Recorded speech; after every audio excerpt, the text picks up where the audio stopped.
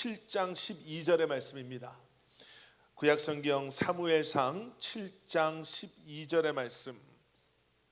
제가 가지고 있는 성경은 구약성경 418페이지에 나와 있습니다. 사무엘상 7장 우리 12절의 말씀, 우리 다 찾으셨으면 저와 함께 한 목소리로 봉독하시겠습니다. 시작. 사무엘이 돌을 취하여 미스바와 센 사이에 세워 이르되 여호와께서 여기까지 우리를 도우셨다 하고 그 이름을 에벤에셀이라 하니라. 아멘. 아멘. 얼마 전에 저희 집이 이사를 하면서요, 한참 이삿짐을 나르기에 바쁜 그때에 상자 하나를 이제 찾았습니다. 찾았다기보다는 구석에 이렇게 있다가 잊혀져 있다가 이제 상자 하나를 찾았는데요. 그 상자를 열어보니까 그 안에 정리하지 못한 사진이 상자 한가득 담겨져 있는 거예요. 요즘에는 사진을 찍기는 참 편한데 쉬운데 현상을 잘 못하잖아요. 예전에는 사진을 찍으면 필름이 있어서 그 필름을 가지고 사진관에 가져가야지만 그것이 사진화돼서 이제 우리가 볼 수 있어서 사진을 현상을 했어야 되는데, 요즘은 우리 전화로 너무나 쉽게 사진을 찍으니까 사진은 많이 찍는데 사진을 이렇게 현상해서 가지고 있지는 못하는 거예요. 앨범이란 게 점점 없어지죠. 그러다가 시간이 돼서 전화기를 바꾸면 또 이걸 잘 하시는 분들은 또 잘 또 옮겨 가시는데, 잘 못하시는 분들은 그 전화에 있는 사진들이 없어져 버리기도 하고, 백업을 안 해놓으면 전화가 고장 나거나 물에 빠지거나 잊어버리면 그동안 그렇게 소중하게 가지고 있었던 사진들이 다 날아가 버리고, 그래서 오랜만에 사진을 보니까요, 그냥 한두 장 보고 또 일을 해야 되는데 모르겠어요. 1시간 넘게 그 사진들을 계속 봤던 것 같아요. 뭐 10년 전, 20년 전 사진. 우리 집 큰아이 일라이가 이렇게 기저귀 차고 다닐 때도 있었네. 우리가 플로리다 내려올 때 조사야가 요만했었네. 이런 것부터 시작해서 옛날에 우리가 놀러 갔던 때 그때 정말 재밌었는데, 애들이랑 이런 거 했었는데, 애들 졸업사진도 나오고 결혼사진도 나오고, 그때는 볼만했는데 날씬했는데, 뭐 이런 얘기도 하면서요. 그러면서 생각이 든 게 뭐였냐면, 어떤 분이 그런 얘기 하시더라고요. 사진은 타임머신 같다. 가만히 생각해 보니까 정말 그런 것 같아요. 뭐 돌아가지는 않았지만 그 시간으로 그 사진을 보면서 정말 때로는 그때 느꼈던 감정까지도 느껴지는 거예요. 그때 너무 재밌었던 그때의 그 감정이라고 그럴까요? 기뻤던 감정, 너무나 슬펐던 감정, 아니면은 소중했던 그런 모습들이 생각이 나더라고요. 그런데 그러면서 들은 생각이 뭐였냐면, 그 사진은 과거의 그 한순간을 캡처해서 우리에게 타임머신처럼 그때를 한번 뒤돌아보게 하는 유용함이 있는데, 우리 안에는 과거의 사진이 아닌 미래의 스냅샷, 미래의 사진들이 있는 것 같아요. 아니, 어떻게 미래의 사진이 있을 수가 있습니까? 그러니까 그 사진이라는 그 한 장을 놓고 이야기하는 게 아니라, 사진이 과거의 그 한순간을 찍어서 우리로 하여금 그 과거의 일들을 기억하게 한다면, 우리 안에는 어떠한 것이 있냐면요, 미래에 대한 기대와 소망에 대한 사진들이 있는 거예요. 나중에 난 이런 데도 한번 가보고 싶은데 라는 그런 생각, 나중에 여유가 생기면 휴가는 이런 데 한번 가봤으면 좋겠다라는 몰디브의 그 수상 위에 있는 그 집 사진 같은 거, 우리 아이들이 나중에 크면 우리 아이들이랑 이런 것도 좀 해보고 싶다라는 그러한 생각, 나중에 리타이어 하면 좀 이렇게 살고 싶다라는 그러한 사진들이 우리 안에 있죠. 뭐 그것을 뭐 희망사항, 꿈, 뭐 이런 것이라고 표현할 수도 있겠지만, 문제는 뭐냐면 그러한 내가 가지고 있는 미래에 대한 그 사진이 하나님께서 우리의 삶에서 이루시는 이제는 현실의 사진, 과거의 사진과 달라짐을 느낄 때 우리가 참 많이 힘들어하고 불편해합니다. 여러분, 폴로로이드라는 즉석 사진 아시죠? 탁 찍으면 직 해가지고 사진이 그 자리에서 그냥 나오잖아요. 그냥 나오면 그 폴로로이드 사진 처음에는 아무것도 안 보여요. 그렇죠? 아무것도 안 보여요. 우리 한국 사람들은 너무 또 급해가지고 좀 있으면 다 보이는데, 우리는 어떻게 해요? 막 흔들고 과학적인 근거도 없으면서 후 불고 이래가지고 그 단 몇 초를 세이브하려고, 그러면 아무것도 안 보이던 사진에 찍힌 그 모습이 조금씩 보이기 시작하죠. 우리의 미래의 사진이 지금은 약간 그런 것 같죠. 지금은 안 보여요. 나름대로 보고 싶어하는 사진이 있어요. 우리는 그 사진이 분명히 이렇게 보여지기를 원하는 사진들이 있을 거예요. 아까 말씀드린 대로 아주 단순하게 여행은 이런 데 가고 싶고 나중에는 이런 집에서 살고 싶고부터 시작해서 좀 더 근본적인 문제도 될 수가 있겠죠. 건강하게 오래오래 우리 아이들하고 행복하게 살면서 우리가 좀 이런 것들을 이루면서 살았으면 좋겠다라는 생각까지. 그래서 우리는 그날이 빨리 오기를 막 부채질하듯 폴라로이드 사진이 빨리 좀 보이기를 원하면서 후후 불어가면서 열심히 나름대로 그 사진이 이루어지기를 보여지기를 노력했지만 과연 그게 하나님께서 우리에게 원하시는, 우리에게 보여주시고자 하시는, 이루고자 하시는 그 사진인가라는 겁니다. 오늘 본문으로 돌아가서 사무엘상 7장의 말씀은요, 우리가 읽었던 12절에 나오는 그 에베네셀, 그곳에 돌을 세우고 그곳을 에베네셀이다 불렀다. 에베네셀. 우리는 이 말씀을 잘 알죠.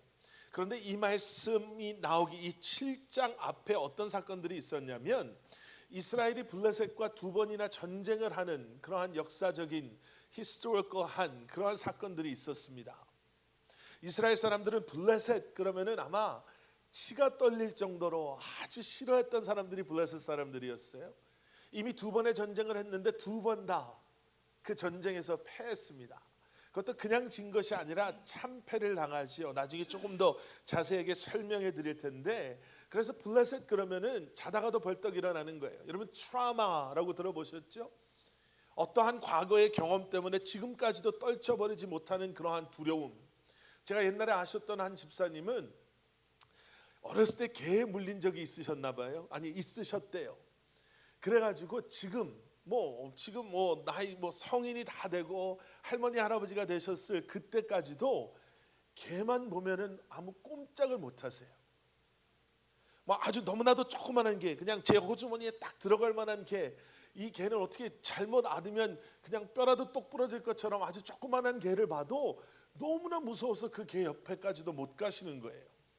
그러니까 블레셋이라는 사람들이 이스라엘 사람들에게 아마 그랬을 거예요. 역사를 놓고 봤을 때 얼마나 이스라엘 사람들을 못 살게 괴롭혔는지 몰라요. 그런데 지금 들려오는 소식이 무엇이냐면요, 지금 이스라엘을 치러 블레셋 사람들이 또 오고 있습니다 라는 소식이 들려오는 거예요. 오늘 읽지 않은 7장 7절 말씀, 이스라엘 자손이 미스바에 모였다 함을 누가 들었습니까? 블레셋 사람들이 듣고 그들의 방백들이 이스라엘을 치러 올라온지라 이스라엘 자손들이 듣고 블레셋 사람들을 두려워하여. 두 번이나 지금 전쟁에 져서 큰 피해를 입었는데요, 또 들려오는 소식은 무엇이냐면 블레셋 사람들이 또 쳐들어옵니다. 전 전쟁을 안 겪어봤어요. 우리 여기 계신 분들은 전쟁을 아마 아무도 안 겪어보신 것 같은데, 겪어보셨다면 너무 어리셔서 잘 기억을 못하실 수도 있는데요, 저는 전쟁, 요즘 세대 사람들은 전쟁을 운동 경기처럼 생각한대요. 근데 전쟁이 그런 게 아니잖아요. 전쟁에 졌다고 해서 운동에서 진 팀이 이제 서로 그냥 어깨 툭툭 이렇게 쳐주면서 야, 이번 전쟁 정말 빡셌지. 우리가 이번에 작전을 잘못 세워가지고 완전히 창피당했는데 우리 이제 가가지고 기초 체력부터 좀 다시 잘 다져서 다음번에는 어떻게 좀 잘 이겼으면 좋겠다. 이게 전쟁이 아니잖아요. 전쟁에 패했다라고 한다면 누군가는 아들을 잃어버린 거고, 누군가는 남편을 잃어버린 거고, 누군가는 아버지를 잃어버린 거지요. 전쟁에 패했다 그러면 사랑하는 우리 아이들이 포로로 끌려가서 평생을 노예처럼 살아가는 거고요. 전쟁에 패했다 그러면은 내가 소유했던, 내가 가지고 있었던 모든 것들이 사라져버리고 빼앗겨버린, 나라가 망해버리고 가정이 처참하게 짓밟힘 당하는 것이 전쟁의 패함, 그 당시 전쟁의 패함이 있죠. 요즘도 다를 것은 없고요. 그런데 보세요, 전쟁이 그것도 한 번도 아니고 두 번이나 아주 처참하게 패한 이스라엘이 이제 겨우 그러한 트라우마에서, 그러한 패함 속에서, 아픔 속에서, 슬픔 속에서 겨우겨우 회복하려고 하고 있는 그때에 또 블레셋이 쳐들어오는 거예요. 여러분, 그런 이스라엘 사람들에게 어떤 생각이 들었을까? 오늘 말씀에서 보시는 것처럼 두려워했습니다. 두려워하는 게 어떻게 보면 당연한 감정일 수밖에 없죠. 여러분, 고난을 원하는 사람들은 없습니다. 고난이 나를 좀 비켜갔으면 하는 사람들이 많지요. 고난이 내게 왔으면 좋겠다, 내 인생에 좀 굴곡이 많았으면 좋겠다, 이렇게 말하는 사람들은 없습니다. 그런데 고난에는 두 가지 고난이 있음을 우리는 말씀을 통해서 보게 되죠. 하나는 창조적 고난이고요, 또 하나는 파괴적인 고난이에요. 하나는 그 고난의 결과가 창조적인 무언가 어떠한 우리에게 그 이익이 되는, 이익이라는 표현보다는 우리에게는 은혜가 되고 축복이 되는 결과를 가져오는 고난들이 있는가 하면, 또 다른 고난은 그나마 있었던 것까지도 빼앗겨버리고 잊어버리게 되는 그런 고난들이 있다는 거예요.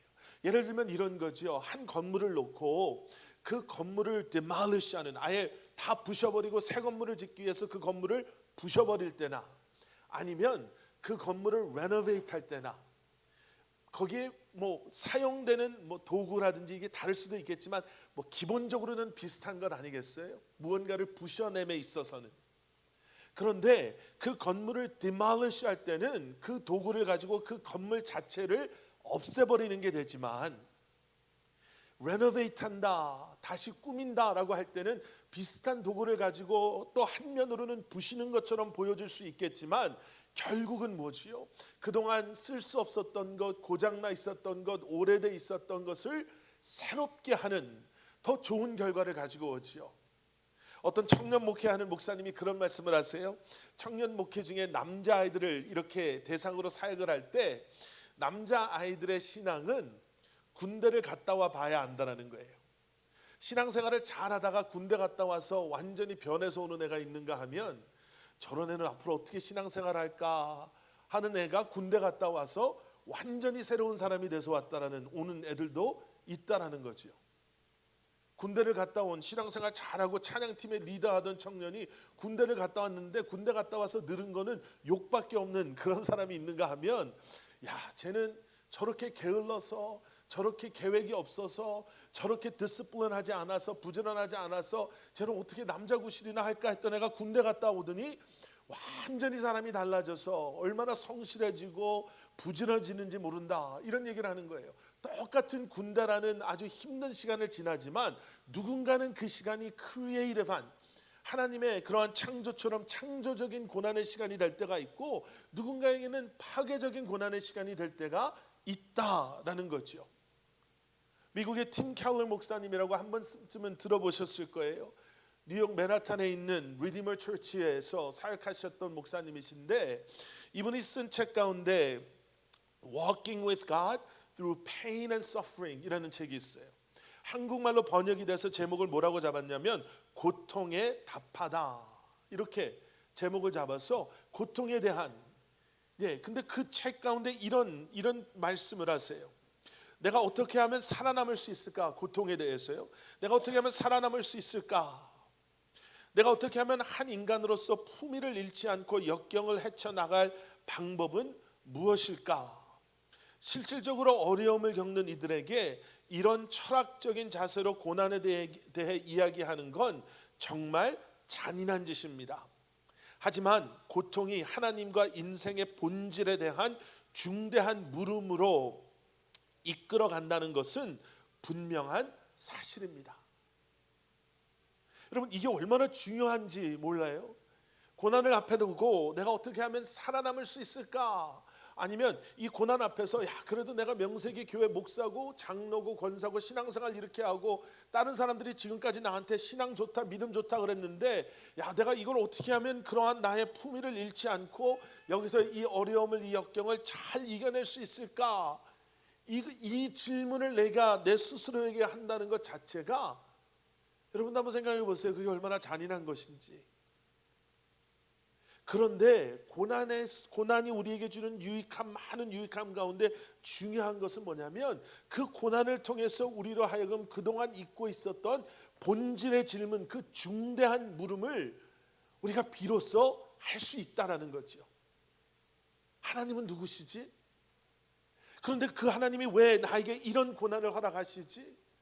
이런 고난을 허락하시는 하나님의 나를 향한 계획하심은 무엇이지라는 이 질문이 우리로 하여금 그 고난이 파괴적인 고난이 아니라 창조적인 고난이 되게 한다는 거지요. 오늘 말씀과 연결해서 보면 이런 거예요. 블레셋은 이스라엘 사람들에게 고난의 대상이었죠. 그리고 블레셋은 이스라엘 사람들이 가지고 있었던 과거의 트라우마와도 같은 그러한 사진들이었어요. 그 사진만 쳐다보면 아까도 말씀드린 것처럼 감정까지도 그때 우리가 경험했던 아픔과 고난과 그러한 슬픔들이 생각날 정도로. 그런데 하나님께서는 또다시 이 블레셋을 통해서 이스라엘에게 또 다른 고난을 주시는데요.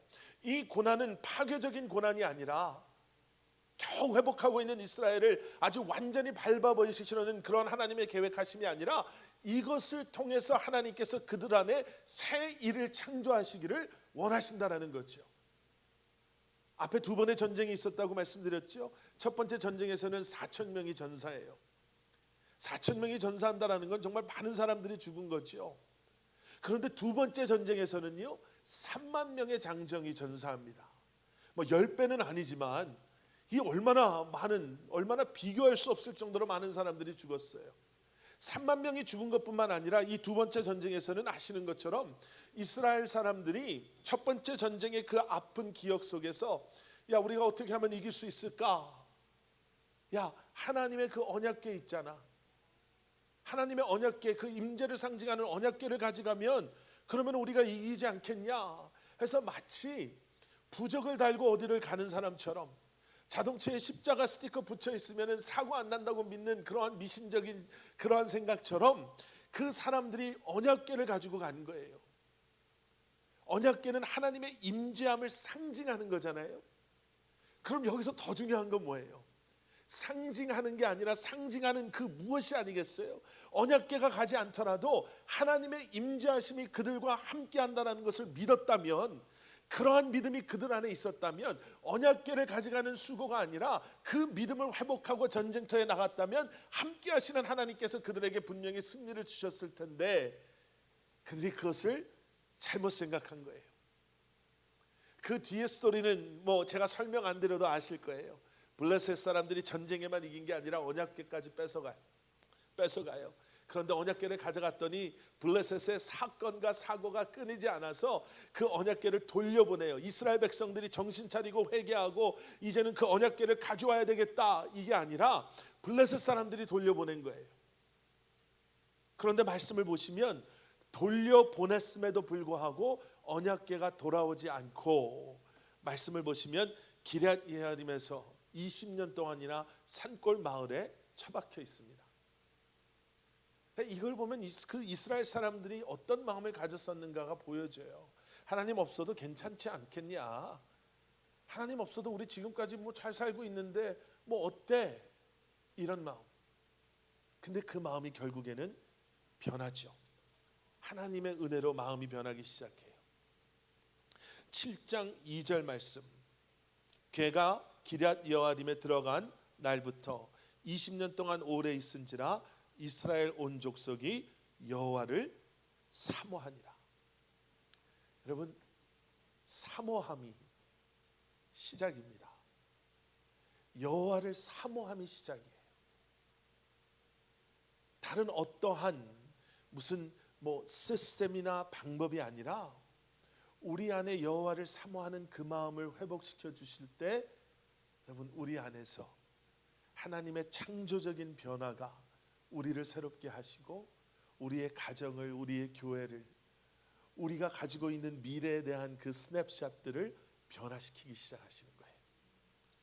여러분, 그러한 마음이 시작이 되어서 기도하기 시작하고 기도를 부탁하고 이제는 그동안 자신들이 가지고 있었던 뭐 하나님 없어도 다 잘 살 수 있네, 하나님 없어도 뭐 변하는 거 뭐 있어, 이랬던 마음이 변하기 시작해서 하나님의 도우심을 그들이 경험하고 오늘 본문 말씀에서 그들이 고백했던 고백이 뭐냐면 에베네셀의 하나님인 거예요. 하나님께서 함께 하신다. 하나님께서 여기까지 우리를 도우셨습니다. 여러분 보세요. 그들이 가졌던 과거의 사진들, 블레셋과 얽혀 있었던 그러한 너무나도 비참했던 사진들이 무엇 때문에 변하기 시작했어요? 고난 때문에요.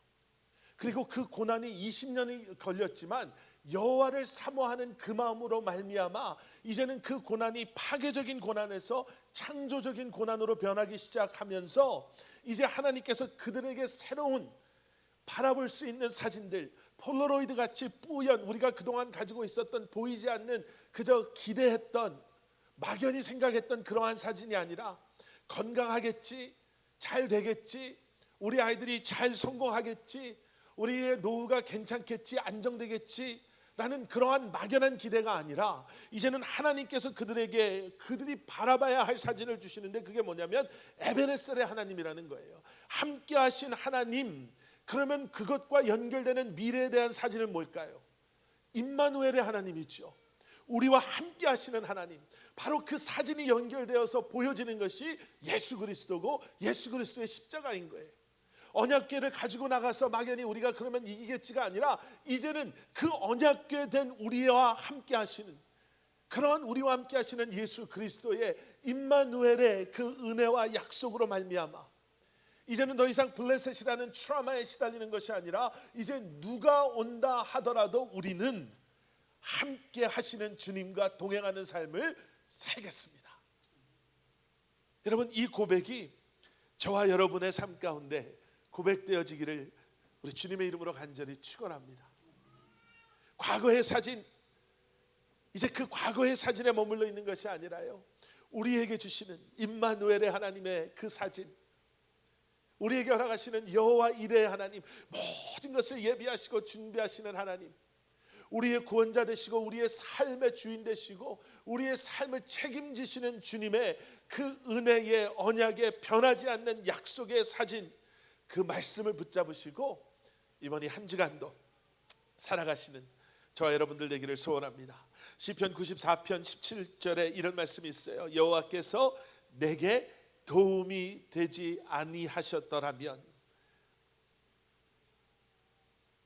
여호와께서 내게 도움이 되지 아니하셨더라면, 내게 도움이 되신 여호와로 말미암아 내가 살았음을 고백하는, 고린도전서에 나오는 15장 10절에 나오는 말씀처럼 내가 나 된 것은 하나님의 은혜로 된 것입니다. 여러분, 그 고백이 저와 여러분의 삶 가운데 늘 고백되어질 수 있기를 주님의 이름으로 간절히 축원합니다. 오늘 말씀을 마무리하면서요,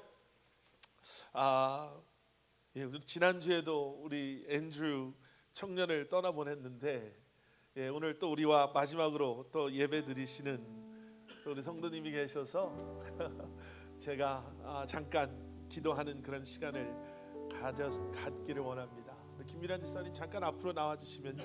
여러분들 많은 분들이 아시겠지만 우리 김정철 권사님, 김미란 집사님 돌아오는 토요일이지요. 돌아오는 토요일 날 이제 아틀란타로 또 이주하시게 되셨습니다. 교회를 처음 시작할 때부터 참 열심히 섬겨주시고 헌신으로 또 섬겨주셨던 분이 또 이렇게 떠나가시니까 참 하지만 우리의 삶 가운데는 공동체로서의 에베네셀의 돌이 세워지는 것뿐만 아니라 우리 한 사람 한 사람의 삶의 에베네셀의 돌이 세워지고 있잖아요. 함께 하시는 하나님께서 때로는 우리를 인도하시고 이끄시고 함께하게 하시고 또 이렇게 떠나보내게 하시니 우리는 또 그 하나님의 은혜를, 또 주권을, 섭리를 기억할 수밖에 없죠. 여러분 계속해서 기도해 주시고요. 이제 자꾸 아틀란타에 올라가야 될 이유들이 생기는 것 같이 이제는 또 그렇게 또 우리의 관점이 바뀌어지지만 또 사랑하는 우리 성도님들이 그곳에서도 열심히 에베네셀의 단을 세워 나가시기를 우리가 함께 기도하고 그렇게 중보하기를 원합니다. 제가 잠깐 기도하겠습니다. 사랑의 아버지 하나님, 영원이라는 시간을 놓고 보면 참 짧은 시간을 저희가 함께 했지만 이 땅에서의 우리의 삶 가운데서는 정말 너무나도 소중하고 귀한 시간을 함께 하신 주님을 다시 한번 기억하며 주님께 감사의 찬양을 올려드립니다. 우리 사랑하는 김정철 권사님, 김미란 집사님, 우리 커버넌트 교회 시작부터 정말 주님께서 우리에게 주신 그 마음을 가지고 함께 기도하며 함께 선교하고 함께 예배하고 함께 교제하며 여기까지 오게 하신 아버지 하나님, 주님의 계획하심 가운데 이제 그들의 삶의 터전을, 그들의 선교지를 이곳에서 아틀란타로 옮기시니 주님, 부족한 종이 또 사랑하는 지체들이 함께 주님 앞에 귀한 가정을 올려드리며 축복하며 기도합니다. 에베네셀의 하나님께서, 임마누엘의 하나님께서, 여호와일의 하나님께서 그들의 삶에 필요한 것, 그들의 삶의 여정을 주님께서 주장하여 주시고 주님께서 채워주시고 주님께서 귀한 가정을 통해 또 다른 많은 지체들을, 공동체를 주님 섬길 수 있도록 은혜 내려 주시옵소서. 우리는 함께 영원을 함께할 그러한 하나님의 자녀들임을 기억하며 서로 중보하게 하시고 서로 아버지 하나님 축복하며 우리가 있는 그곳에서 주님을 예배하며 주님 앞에 나아갈 수 있도록 은혜 내려 주시옵소서. 주님 감사합니다. 사랑하는 여종을 주님 붙잡아 주시고 더욱더 주님을 깊이 알아가는 기쁨 속에 주님과 동행하는 귀한 삶을 살게 하여 주시옵소서. 예수 그리스도 이름 받들어 간절히 기도드렸사옵나이다. 아멘, 아멘, 아멘. 우리 들어가실 때 집사님 그동안 감사했습니다. 축복합니다. 우리 박수 드렸으면 좋겠습니다. 우리 시간 다 자리에서 일어나셔서 우리 마지막에 함께 부르셨던 그 찬양 주의 은혜라. 우리 가정을, 여러분 지금 그 옛날 사진들을 한번 꺼내 보신다고 생각해 보세요. 집에 가셔서 그렇게 하셔도 좋을 것 같아요.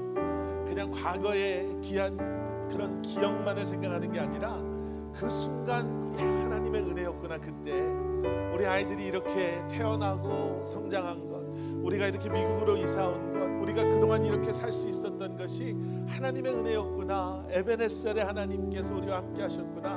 우리가 지금 이 찬양뿐만 아니라 이번 한 주간 그러한 주님을 우리가 묵상하며 우리가 주님 앞에 나아가기를 원합니다.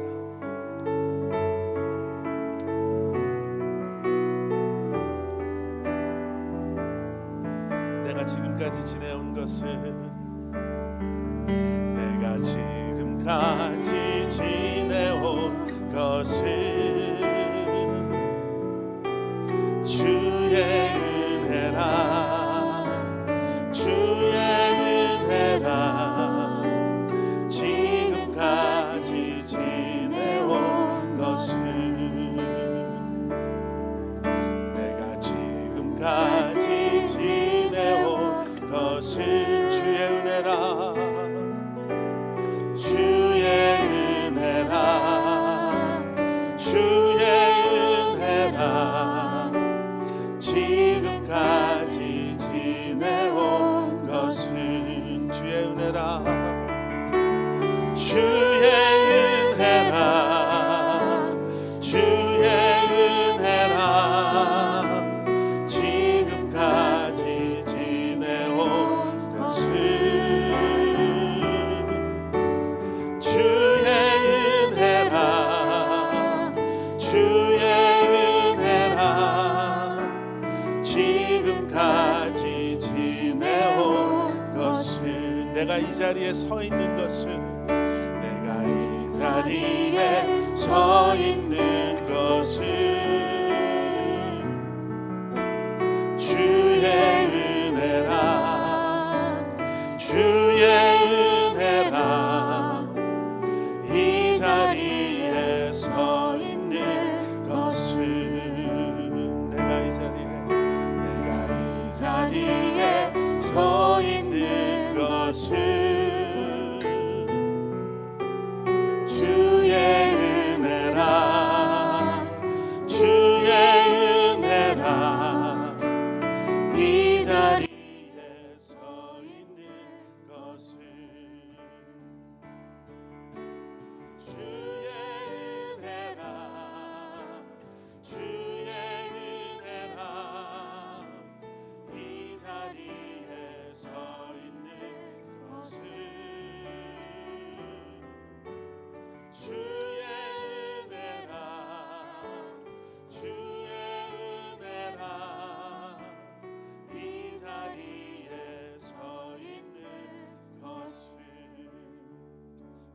마무리하면서요, 여러분 한 1분 정도만 우리가 조용히 오늘은 마음의 기도를 드리면서 우리 오늘 예배를 마무리했으면 좋겠습니다.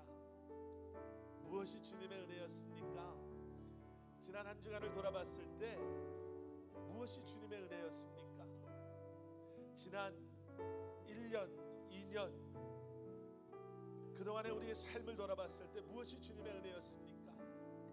그리고 그 은혜에 우리는 어떻게 보답하며 반응하며 지금을 살아가고 있습니까? 과거의 그 사진 속에 보여지는 에베네셀의 하나님, 그 에베네셀의 하나님을 우리는 어떻게 예배하고 지금 살아가고 있습니까? 그리고 이제 그 에베네셀 하나님께서 우리에게 보게 하시는 앞으로의 그 사진들을 위해서 과연 우리는 어떠한 헌신과 어떠한 결심과 어떠한 결단함을 가지고 살아가고 계십니까?